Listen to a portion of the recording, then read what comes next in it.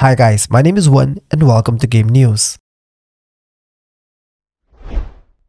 Call of Duty 2023 will have a campaign early access. Guys, there's been a lot of rumors and speculations surrounding this year's Call of Duty, but Insider Gaming has been able to verify some of the key details. And in this video, we will go over what we know so far. So, let's go. First, let's talk about what kind of game Call of Duty 2023 will be. Well, Insider Gaming sources say that this is a fully-fledged, premium, standalone release and is going to be heavily connected with the Modern Warfare series. That means that you can expect some remastered maps for multiplayer, but unfortunately, more details on the content are still scarce. The game's name is not yet confirmed, but is rumored to be Modern Warfare 3, though Insider Gaming wasn't able to verify that information. But what we do know is that Sledgehammer Games will be the one developing the game, but it's also a huge collaborative project across all Activision Call of Duty studio, just like most of their previous COD was. Guys, Call of Duty 2023 will have 2 beta weekends and an early access campaign. This is a great opportunity for you to get a sneak peek of the game and to test out the multiplayer maps. The beta weekends will be held on PS4 and PS5 first, followed by Xbox and PC. The campaign early access will be available on PS4 and PS5 on November 2, 2023, and the full release will be on November 10, 2023 across all platforms. And guys, keeping talking about Call of Duty, Warzone 2 community worried as Steam players count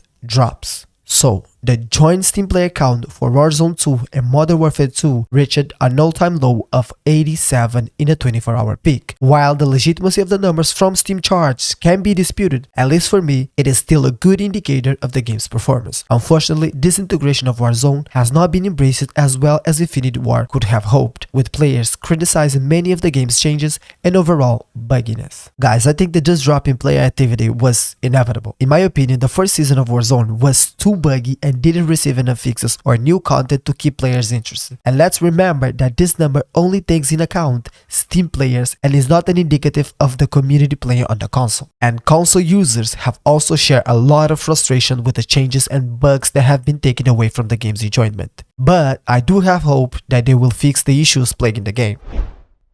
Death Stranding 2 is beyond a video game. So, in a recent episode of Hideo Kojima Brain Structure podcast, Fanning spoke highly of her experience working on Death Stranding 2. Fanning, who stars in the game, called it an immersive movie. She also noted how smart it was to cast actors into the game as they bring full-fledged characters to the story. Fanning went on to say that Death Stranding 2 is not your typical video game. It's more like a movie with a full story and cast of characters that felt real. In fact, Fanning saw her role in the game as another movie role rather than just a video game character. I think that this is her first time playing a role in a video game, and that's why she's so amazed with all the structure that Kojima is giving to her to, play her role. Because let's be real, we have a lot of video games that are completely like movies. We have a lot of video games that are completely narrative directed, like Beyond Two Souls, Detroit Become Human, and Heavy Rain. So this is not a unique feature that Death Stranding 2 will have. And we have games just like Death Stranding 1. They are not completely narrative directed, but they still do an amazing job telling their story through cutscenes and character dialogues. So for me, she's saying this is not something amazing that makes me super excited about Death Stranding 2, because I do know that Kojima is doing all this. I do know that Kojima is making Death Stranding 2 more narrative directed. I do know that Kojima is using tricks to make the game more interesting. This is not a big surprise, let's be real. This is more a confirmation of what we already know. I do think that Death Stranding 2 will be outstanding, but not just because it's a movie-like video game, because we have a lot of that. I do think that Death Stranding 2 will be amazing because Kojima is an amazing producer and he has an amazing team that is fully passionate about this game and is trying to do everything for this game to be the biggest game ever. So that's why for me Death Stranding is super interesting and I'm super hyped to play the game. Not because an actress is saying that the game has a movie structure. I mean, we have this. We already have this. So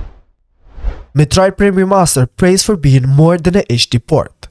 So, what exactly makes this remastered version so special? Well, the graphics have received a major upgrade, so we got new geometry, new textures, new effects, and new physics have been added to the game, making the game feel like a brand new experience. Some fans are even calling it closer to a remake than a remaster, and I have to say that it's really hard to argue with them when you see the gameplay videos comparison. And we do know that usually Nintendo charges full price for its remaster, remakes, whatever they do, they charge full price. So this time they are only charging $30 for this game, so that's a plus too.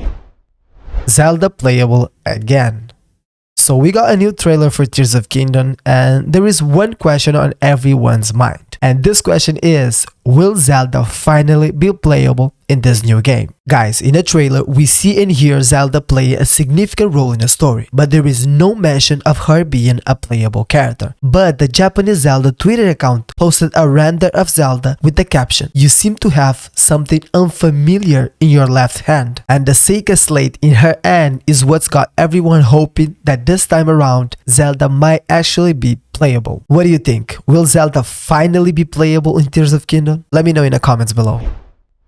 Guys, this is all from me for now. Thank you so much for watching the video. Don't forget to leave a like, subscribe, comment something down below, and peace.